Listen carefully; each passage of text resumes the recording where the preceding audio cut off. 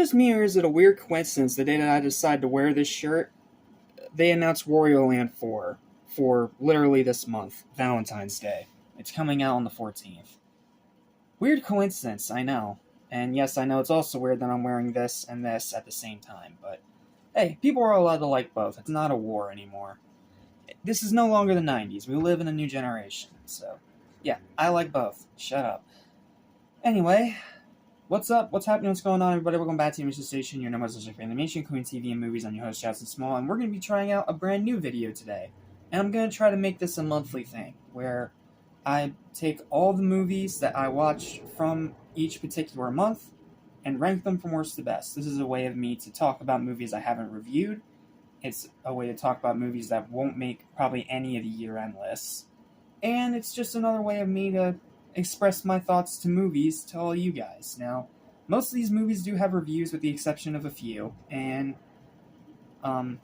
this is more of just a summarized look at all my thoughts. Now, most people do this in a tier list format, and I don't blame them for doing that, but since I want to do something a little different, I decided to do it more in the format of how I do my year-end lists, where I'm on this side of the screen, graphics are on this side of the screen, and we just go down the list. So, keep in mind, this is nothing more than my own personal subjective opinion. Most of these do have reviews, and if they do have reviews, you'll find them in the 2025 movie playlist that will be linked at the end of this video.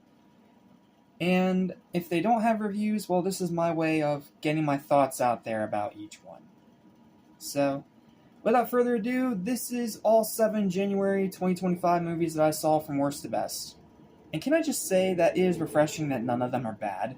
Like, I have gotten so used to January just being a dumping ground for absolute garbage, but surprisingly enough, this year, we don't have a bad January. Now, it may not be because I haven't seen as many movies as most people. I've only seen 7, but still, that's legit surprising because none of these movies are actually bad.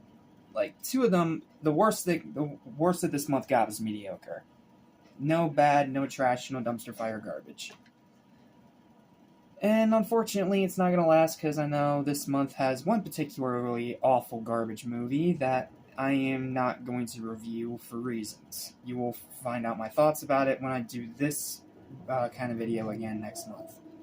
Anyway, I pretty much have everything written down as script for this one. All these movies are short, sweet, and to the point because I have reviews of most of them, and or I just don't have a whole lot to say about them. That's why they don't have reviews. So, without further ado or delay with my rambling and mambling out of the way, let's go ahead and get this list started.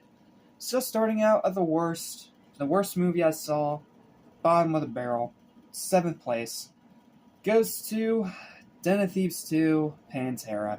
I did a full review of this one, pretty much explaining why I thought this movie just did not live up to anything that I was hoping it would be, and yeah, the more I thought about it, the more it just made me even more disappointed and bored out of my skull. So, why is it here? Well, because it's a very disappointing and overall pointless sequel that screams cash in by Lionsgate and a half-efforted attempt to try and find their next big franchise after John Wick ends. Whenever that is. And we don't even know if Ballerina's going to do well or not. But, I mean, average movie, 5 out of 10. It has some decent parts about it, but man, after surprisingly enjoying the first Den of Thieves, I mean, one and done movie, yes, but it was still somewhat entertaining. But this sequel, just no. It was dull, it was bland, and it was, above anything, absolutely boring. So, yeah, just boring cash in, nothing else to say, let's move on. Coming in 6th place, the other movie that got a 5 or lower is Back in Action. Now, this is a movie I didn't review, so I'm going to talk about it a little bit. It's a Netflix action movie starring Jamie Foxx and Cameron Diaz, and it's exactly what you think it is. It is a perfectly serviceable action movie with a decent performance from the previously retired Diaz, but it's not very memorable. It's like every other generic, cliche, run-of-the-mill action movie you can think of, and it doesn't really have anything distinct or unique about it outside of Cameron Diaz, who is nothing more than decent. Now, I'm sure she'll have better performances down the line as she tries to rejuvenate her career, but this was, not a very good start. Average movie, 5 out of 10. Moving on. Alright, 5th is The Wolfman remake, reboot, whatever, the Blumhouse Wolfman movie. It is a far cry from the 1941 classic, and it has a lot of problems, but it's a perfectly decent werewolf movie anchored by excellent performances from the leads, and a pretty unique story of well-executed tragedy.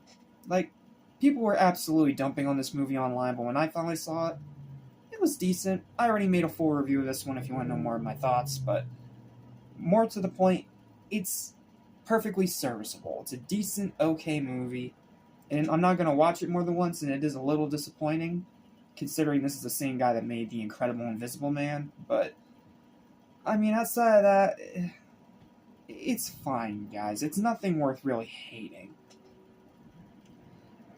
Fourth goes to a movie I did not review, Companion. It is an unhinged, chaotic combination of thriller, romance, and horror that somehow works pretty well and delivers in all three areas. It's a tad bit overrated, but it's still quite good.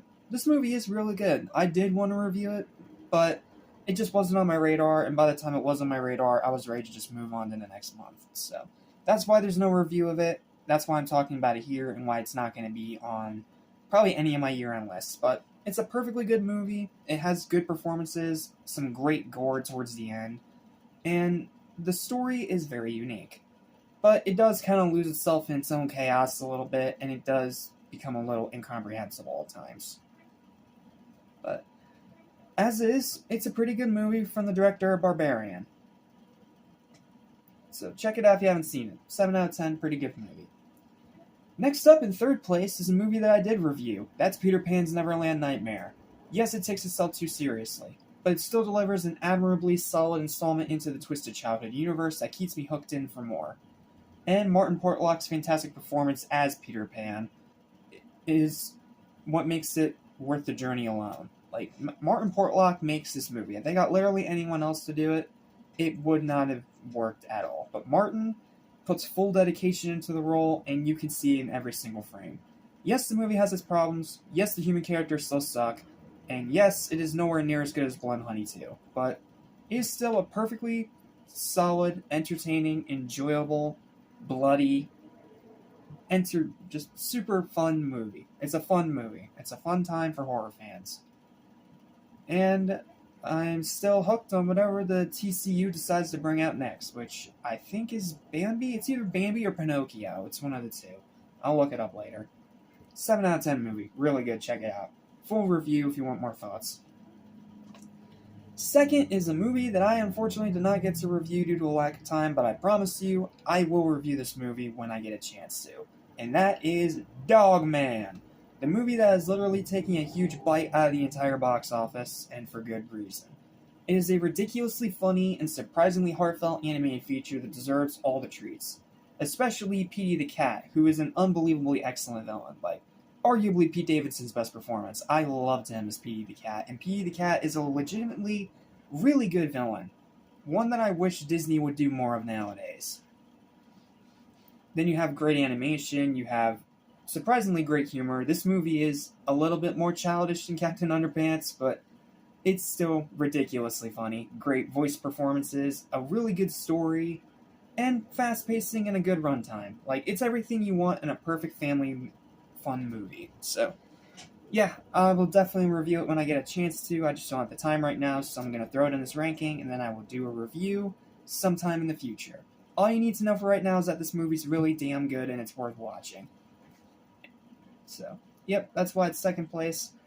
And then coming in at number 1, the best movie by a mile of the entire month, and it's not even remotely close, Wallace and Gromit: Vengeance Most Foul.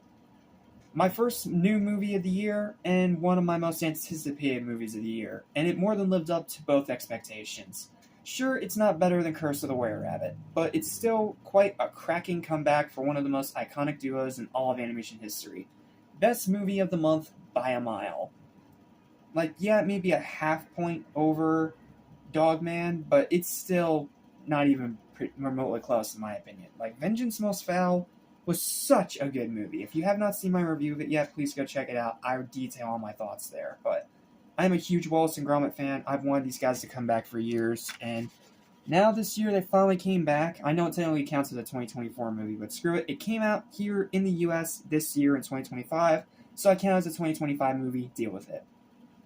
Now, Yes, it didn't get a 9 or higher, which doesn't guarantee it a spot in the top 20 best of the year, but I can definitely guarantee you I will talk about it in one of the year-end lists regardless. It's a great movie, it's a great time, and I'm so glad Wallace and Gromit is back after, what, almost 2 whole decades since their last project? So, yeah, really dug this movie. It's on Netflix right now. Check it out if you haven't seen it already. Overall, January was surprisingly a pretty solid month to begin 2025. Worst it got was average, and the best ones really stood out. Sure, there's no 10s yet, we're not in that category, but it was still a good month for cinema nevertheless, and hopefully this month of February is just as good. Which, aside from one terrible garbage Netflix movie, should hopefully be the case. So, yep. That's it for the video. Thank you guys so much for watching. Please let me know your thoughts in the comments down below. Let me know if you like these more monthly update videos to my thoughts on film. And please like, share, and subscribe for more videos like this almost every single day. And stay tuned because February is looking pretty packed. Yes, unfortunately, Day the Earth Blew Up got delayed because WB are idiots. But there's still a lot to look forward to this month. Namely, Hard Eyes, a horror movie that's getting a lot of positive buzz. Witcher Sirens of the Deep, a new animated movie. Really excited for that one. Captain America 4, that one should be a great time. And The Monkey, the new Stephen King adaptation movie.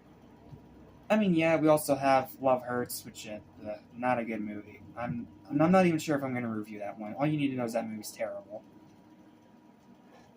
But yeah, it should be a pretty interesting month, and I'm hoping that it can match, if not exceed, this month particularly. So, yep, until we meet again, thanks for watching, and I'll see you in the next review. Soon forget, so listen and you won't regret. Be true to yourself, don't miss your chance, and you won't end up like the fool who ripped his pants.